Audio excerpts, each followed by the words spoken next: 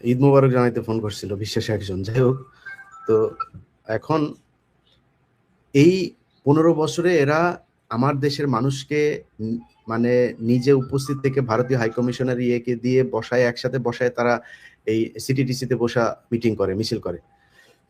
তারা এই দেশে সাংবাদিকতা করবে? এটা সাংবাদিকতা? এটার নাম সাংবাদিকতা? তারা এই যে গতকালকে প্রথম আলো নিউজ করেছে জগন্নাথের এটা নিয়ে, পাকিস্তানের সাথে আমাদের ঝামেলা শেষ হয়ে গিয়েছে, আমাদের সমঝোতা হয়ে গেছে, কি যেন একটা শিরোনাম করেছে। হ্যাঁ হয়েছে তো, পাকিস্তানের সাথে কি চান আপনি? আর করেন, সমস্যা নাই, কিন্তু আপনি ভারতের ব্যাপারে এত উদার কেন? বিবিসির এই দালালরা, এরা নাকি বালের ইন্টারন্যাশনাল ইয়ে, তোদের তোদের কোত্থেকে টাকা আসে, তোরা মানে বিবিসি কেন প্রতিষ্ঠা হয়েছে এগুলি তো আমরা জানি। বাংলাদেশে তোরা আমাদের বিশাল আকারের, তাহলে গরিব দেশ আমরা, এখানে যা বিবিসি নাম শুনে সবাই পাগল হয়ে যায়। তো ওনারা করেছে, ওনারা আপনার নিউজ করেছে গত 15 বছরে হাসিনারে নিয়ে, কোনো কিছু তারা পায় নাই, কিচ্ছু পায় নাই তারা।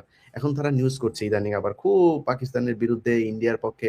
তারা হাদিরে নিয়ে একটা নিউজ, হাদি মাদ্রাসায় পড়তো, হাদি বিভিন্ন ধরনের হিজবুত তাহরিরের সাথেও নাকি হাদির নাকি ইয়ের কথা শোনা যায়, বিবিসি ইয়ে পায়। বিবিসি বালদিয়া জিগায় কেউ বাংলাদেশে। তো এগুলো হচ্ছে কি আমাদের দেশের এই সাংবাদিকরা সাংবাদিকতা করেছে গেল 15 বছর ধরে, তারা এখন সাংবাদিকতা করবে আবার, ওই একই রকম সাংবাদিকতা করবে। বসুন্ধরা গ্রুপের এই, ওর নাম কি, হায়দার আলী আওয়ামী লীগের লোকজনকে গুছিয়ে গুছিয়ে বেছে বেছে বেছে বেছে নিয়ে যায়, তারপরে তার টকশোতে বসায়। এই নিকোল আওয়ামী লীগের খাটযোদ্ধা ছিল, মন্ত্রীদের সাথে শুইতো, টাকা নিত, প্লট নিত, বিভিন্ন কিছু, 3-4টা প্লট আছে তার। তো এগুলো এখন ওই আওয়ামী লীগের লোকজনকে ডেকে ডেকে নিয়ে এসে আওয়ামী বয়ানি করতে চায়। আওয়ামী লীগ তো এখন মানে রয়ের টাকা, আওয়ামী লীগের টাকা বিলিয়ন বিলিয়ন ডলারের মালিক, তারা টাকা দিতে সমস্যা নেই। তারা এই বুদ্ধিভিত্তিক একটা আবার নতুন করে এই ফ্যাসিজম বাংলাদেশে করার পায়তারা করছে। এটা করতে দেওয়া যাবে না। এই দেশের মানুষ যদি আসলে স্বাধীনতা চায়, তাহলে আমাদের শত্রু পাকিস্তানের বিরুদ্ধে দাঁড়ান, আমাদের শত্রু ভারতের বিরুদ্ধে দাঁড়াইতে হবে। যদি সেটা দাঁড়াইতে না পারেন, সেই 71-এর পাল্টাল নিয়ে গান টান গায়ে ভাই লাভ নাই। এই দেশে এই জামাত ইসলাম 1952 সালে ভাষা আন্দোলন পর্যন্ত ছিল, তারপরে ছিল না কেন? 69 পর্যন্ত জামাত ইসলাম, নেজামি ইসলাম সবাই ছিল। ড্যাক পর্যন্ত জামাত ইসলাম ছিল, ড্যাক নাম শুনেছেন? ড্যাকে পর্যন্ত ওই 68 সালের তখন পর্যন্ত ছিল। হঠাৎ করে এসে তারা মোচড় দিল কেন? এটা বুঝতে হবে যে 71-এর 16 ডিসেম্বরে আমাদের কিভাবে আমাদের কাছ থেকে বিজয়টা নিয়ে নেওয়া হয়েছে, এই জিনিসগুলো হয়েছে। ভাই স্বাধীনতা চান, আপনি বিজয় দিবস পালন করবেন, আমি করতে চাই। আপনার চাইতে আমি অনেক বেশি স্বাধীন আছি, আপনি স্বাধীন। আরে ভাই 15 বছর 20 বছর বিদেশে বসে কামলা দেন, এটার নাম স্বাধীনতা? আপনি ঢাকা মেডিকেলে যান একটা ট্রিটমেন্ট নিতে, বড় লোকেরা সব এয়ার অ্যাম্বুলেন্সে নিয়ে যায়, তারপরে ট্রিটমেন্টে যায়। আপনি ট্রিটমেন্ট নিতে পারেন? আপনার লাথি দিয়া ফালায় রাখা হয় মেজের ভেতরে, 2 দিন পরে ডাক্তার আসলো না আসলে নাই, মারা যাবেন না বাঁচবেন, এটা নিয়ে সরকারের কোনো কিছু নেই। এটার নাম স্বাধীনতা? কে স্বাধীন আছেন আমারে বলেন? সীমান্তে যান আপনি, আপনি কি কোনো আর্মস নিয়ে গিয়েছিলেন? আপনারা ধরে তারপরে গুলি করে মেরে ফেললো কেন? কিসের জন্য?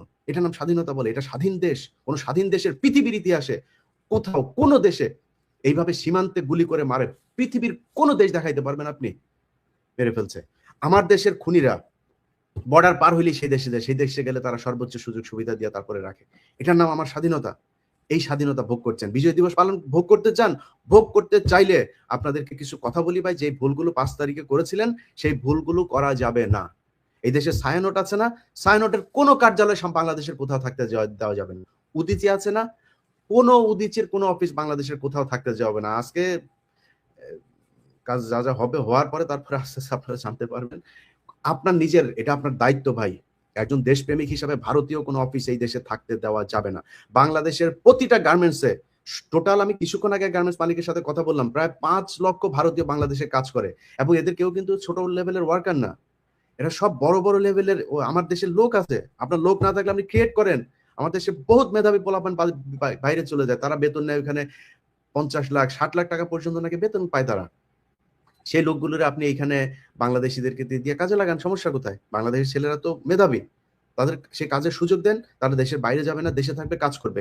প্রতিটা গার্মেন্টস থেকে এদেরকে বের করতে হবে, যারা যারা না করে তাদের ওই গার্মেন্টস কারখানার ব্যাপারে ব্যবস্থা নিতে হবে। মুজিবের মূর্তি যেই যেই জায়গায় এখন পর্যন্ত আছে, মুজিবের নামে যেই যেই প্রতিষ্ঠান এখন পর্যন্ত আছে, আজকে রাতের ভিতরে সবগুলোকে একদম ডেমোলিশ করতে হবে। কোনো কথা নেই, এর মাঝখানে কোনো যদি কিন্তু কিন্তু কোনো কিছু নাই। আওয়ামী লীগ যাহা তাহাই ভারত, ভারত যাহা তাহাই আওয়ামী লীগ। এদের কোনো কিছু থাকতে দেওয়া যাবে না। এবং এদের এই যে এই কালচারাল যে ফ্যাসিজম তারা যাদেরকে দিয়ে করে, প্রথম আলো, ডেইলি স্টার, কালবেলা, যদিও কালবেলা এখন মালিকানায় কিছুটা শেয়ার এসেছে, কিন্তু সেই সন্তোষ শর্মার প্রভাব আগের মতোই আছে, কিছুটা কমেছে কিন্তু প্রভাব আছে এখন পর্যন্ত। তাদেরকে এটার ব্যাখ্যা দিতে হবে, সন্তোষ শর্মা কেন হারুন ইজাহারকে জিজ্ঞাসাবাদে গুম থাকা অবস্থায় তিনি কেন কথা বলে তার সাথে জিজ্ঞাসাবাদ করেছিল, কেন যেই গুম হয়েছে সেই সব গুম থাকা মানুষের সাথে কেন এই সন্তোষ শর্মা ইন্ডিয়ান বাহিনী নিয়ে এসে তারপরে বাংলাদেশ পুলিশের সাথে থাকতো, এটা জবাব দিতে হবে। তারপরে তারা এই দেশে সাংবাদিকতা করবে, বিচার হবে, বিচারের সাজা খাটবে, খাটার পরে এসে কথা বলবে যে হ্যাঁ ঠিক আছে এখন আপনি থাকতে পারবেন কি না পারবেন এই দেশে। তো আপনাদের কাছে ভাই অনুরোধ, যেই যেই জায়গায় আপনার বাড়ির আশপাশে যে আওয়ামী লীগ আছে, যে আওয়ামী লীগরা দেখেন এখনো পর্যন্ত ফেসবুকে হালকা হালকা করে তারপরে পোস্ট করে, বিভিন্ন সময় আওয়ামী লীগের যে প্রোগ্রামগুলো থাকে সেই প্রোগ্রামের দিন তারা রাতের বেলায় উধাও হয়ে যায়, তাদের ব্যাপারে আপনাকে ব্যবস্থা নিতে হবে। কোনো রাজনৈতিক দলের কাছে বিশেষভাবে কোনো অনুরোধ নাই ভাই, এদেশে বহু রাজনৈতিক দল আছে যারা কিনা এখন ক্ষমতায় যাবে বা ক্ষমতায় এখন আছে, মোটামুটি ভালো আছে, এই জন্য তাদের ভালো লাগে না আমাদের কথাবার্তা। ভাই এই দেশের কাছে কোনো সুবিধা নেওয়ার জন্য কিছু বলি না, আপনাদের কাছেও যাব না। কোনো দল ক্ষমতায় আসবে আর তার কাছে যায় বলবো ভাই আমারে একটু এইটা দেন, এইটা দেন, একটা প্লট দেন, কিছু একটা দেন, যাবো না ভাই, কোনো কিছুর জন্য যাব না আপনার কাছে। খালি এই দেশটা আওয়ামী লীগ মুক্ত হইতে হবে। আওয়ামী লীগ মুক্ত যদি না হয় তাহলে এই দেশে হাদিরা বাঁচতে পারবে না। আজকে শুধু হাত মারা গিয়েছে আপনার মনে হয়? এই এই এই শুরু হয়েছিল সেই 1971 সালের 14 ডিসেম্বর থেকে এদেশের মুক্তি বুদ্ধিজীবীদের নিধনের যে অভিযান, সেদিন থেকে শুরু হয়েছে। হাদি এটার চলমান প্রক্রিয়ার একটি অংশ। এটা চলতেই থাকবে, চলতেই থাকবে। বাংলাদেশে কোনো বুদ্ধিজীবী কোনো সেক্টরের কেউ কাউকেই করতে পারে। এমনকি আমার সন্দেহ হয় আপনি এই যে সিনেমা করে যে সালমান শাহর মৃত্যুর সাথেও ভারতের হাত আছে কিনা আমার সন্দেহ হয়। আমি জানি না এটার ব্যাপারে এরকম কোনো অভিযোগ কেউ কোনোদিন করেন নাই, তার পরিবারও করেনি, কিন্তু আমার সন্দেহ। কারণ তারা কোনো ক্ষেত্রে বাংলাদেশ উপরে উঠুক এটা আমি চাই না। ছোট্ট একটা গল্প বলে আপনাদেরকে আমি অনুষ্ঠানটা শেষ করি। একজন সেনাবাহিনীর খুব ঊর্ধ্বতন কর্মকর্তা, র্যাবের এডিজি ছিলেন তৎকালীন। আমি র্যাবে মাঝে মধ্যে যাইতাম, আমার সাথে খুব ঘনিষ্ঠ সম্পর্ক ছিল। দুপুরে বিশেষ করে খেতে যাইতাম মাঝে মধ্যে, ওইদিকে উত্তরা বনানী ওইদিকে অফিস থাকলেই, ডিউটি থাকলে ওইদিকে যাইতাম খাইতে। তো ওনার রুমে বসে লাঞ্চ করছি আমি, এর মধ্যে একজন সাব ইন্সপেক্টর আসলো, তারপর বললো যে স্যার উনি আসছেন, খুব হইলো, ওনারকে পাঠাবো। তো আমার খাওয়ার মাঝখানেই এডিজি সাহেব, এডিজি কে নামটা আর বলছি না, এডিজি সাহেব বললো যে আসতে বলেন। তো আমরা খেতে খেতে তারপরে ও মহিলা বলল কান্নাকাটি করছে, ওনার ছেলেকে ধরে নিয়ে গিয়েছেন, মানে পাওয়া যাচ্ছে না অনেকদিন, প্রায় 6 মাস হয়ে গিয়েছে। তো এডিজি বলল যে দেখেন ওর ব্যাপারে কিছু কোশ্চেন করলো, ছেলেটা কেমন ছিল। তো ছেলেটা কিছু এক্সট্রা অর্ডিনারি কিছু ছেলেপেলে থাকে না, আপনাদেরকেও বলে রাখি, এই যে অনেক সময় ইউটিউবে আপনার ছেলে বা মেয়ে খুব এক্সট্রা অর্ডিনারি, খুব জ্ঞান আছে, ক্লাস 7-এ পড়ে, সে ইন্টারমিডিয়েটের ম্যাথ করতে পারে, ফিজিক্স করতে পারে, এই ধরনের এই বাচ্চা যাদের আছে তাদের ব্যাপারে বাইরে আলোচনা করবেন না এবং তাদের সেফটির ব্যাপারে খুব সাবধানে চলবেন।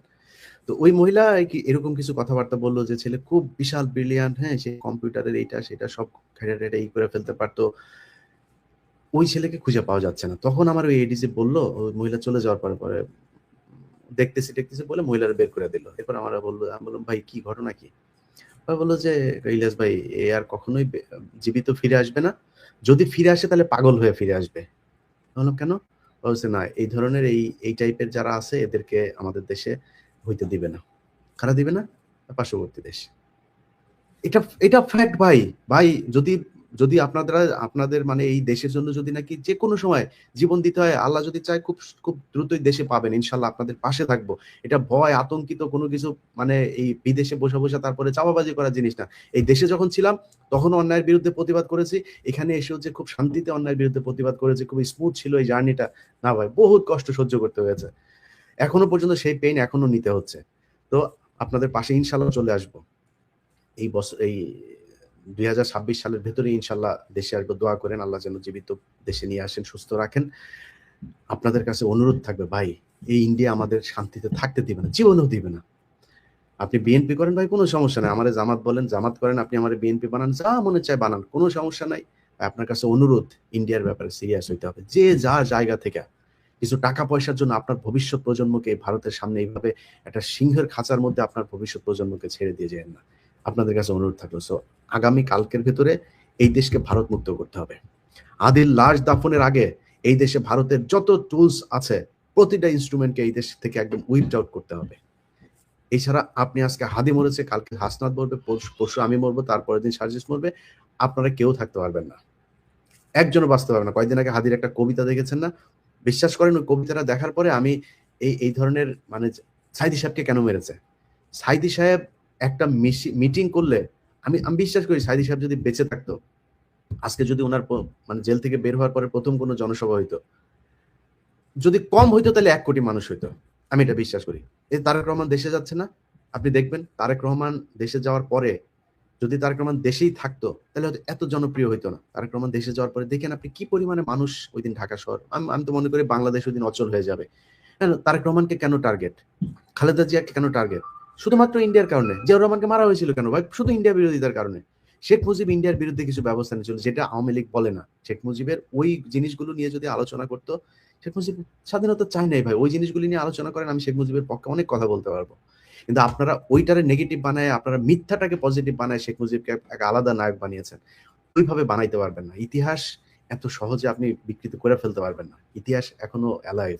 সো আপনি এগুলো চলে আসবে, যত বিতর্ক করবেন, আপনি 16 ডিসেম্বর নিয়ে বিতর্ক করবেন, 30 লাখ নিয়ে বিতর্ক করবেন, 2 লাখ, আমরা চাই এটা বিতর্ক হোক, খুবই চাই। কত হাজার মানুষ আসবেন, আমি একা বসবো ভাই আপনার সাথে এটা নিয়ে বিতর্ক, একদম ডকুমেন্ট সব, বইয়ের পৃষ্ঠা সহ আপনারা দেখাই দেব। সো এগুলো আপনাদের কাছে অনুরোধ থাকবে, আমাদের শত্রু ভাই ভারতের বাইরে কোনো কিছু নেই। আপনি বিএনপির এক ভাই আমার আজকে গালাগালি করে, আরেক ভাই আমারে গালাগালি করে, আরেকজন, আমার কোনো সমস্যা নেই ভাই, আপনি যেটা বুঝেছেন বুঝে আমারে গালাগালি করছেন, কোনো সমস্যা নেই। কিন্তু আপনারা বুঝতে হবে যে আমরা যে বিষয়টা নিয়ে কথা বলি, সেই বিষয়টা আপনার নিরাপত্তার জন্য কথা বলি, এই দেশের জন্য কথা বলি। এই দেশের এই গত 1.5 বছরে ইলিয়াস হুসাইনের ব্যাপারে ইনশাল্লাহ তারাই একদিন তাদের মুখ থেকে বলবে, তাদেরকে নিয়ে আসবো আপনাদের কাছে, তারা বলবে। এই আজকে রাতে ঘুমাইছিলাম, একজনের জামিনের ব্যাপারে আমি সেই কল ধরতে পারিনি, এখানকার রাত 3টা 3:30টার সময় কল দিয়েছি, সকালে উঠে দেখলাম যে আমি ইয়ে করে রেখেছে, পোস্ট দিয়ে রেখেছে, মেসেজ পাঠিয়েছে, অনেকবার কল দিয়েছে। জামিন হয়েছে, ছাড়ে না। জামিন হলে বারবার পুশ করতে হয়, কেন ভাই? জামিন হলে আপনার সমস্যা কোথায়? সেই সন্ত্রাস দমন আইন, সেই সন্ত্রাস বিরোধী আইন, সেই আইনে আটক করেছে 2009 সালে, 10 সালের আটকে তারা এখন পর্যন্ত জেলখানায় আছে। এদের বাঁচাইতে হবে। বিডিআর এর যে লোকগুলি এখন পর্যন্ত জেলখানায় আছে, বিডিআর কমিশন রিপোর্ট দিয়েছে না? রিপোর্ট অনুযায়ী আপনি অ্যাকশন নিচ্ছেন না কেন? নিবেন না। নিতে হইলে ভারত মুক্ত হইতে হবে আমাদের। সব জায়গায় ভাই, যেখানে হাত দেন, আমি খুব ছোট ক্ষুদ্র একটা মানুষ ভাই, আমার জ্ঞানে যতটুকু আল্লাহ জানি না কেন বুঝাইছেন, কি কারণে আমার এই রক্তের মধ্যে এটা ঢুকেছে আমি বলতে পারবো না ভাই, কিন্তু আমি এইটা বুঝছি যে ইন্ডিয়া আমার সব সমস্যার মূল কারণ। তারে আমাদের সরাইতে হবে। এটা ছাড়া আমার দেশের মুক্তির কোনো রাস্তা নেই। কেউ বাঁচতে পারবে না। দেশপ্রেমিক কোনো মানুষ এই দেশে বাঁচতে পারবে না যদি ইন্ডিয়ার এদেরকে। সো উদিচি, ছায়ানট,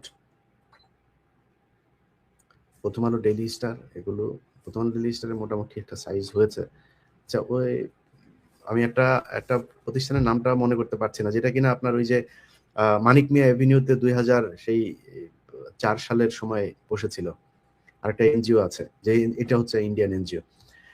সো এদের ভাই কোনো কিছু থাকতে পারে না, মুজিবের কোনো কিছু থাকতে পারবে না, মুজিবের নামের কোনো কিছু থাকতে পারবে না। সব আল্লাহর ওয়াস্তে আজকে রাত আর কালকের ভেতরে শেষ করবেন। আল্লাহ হাফেজ।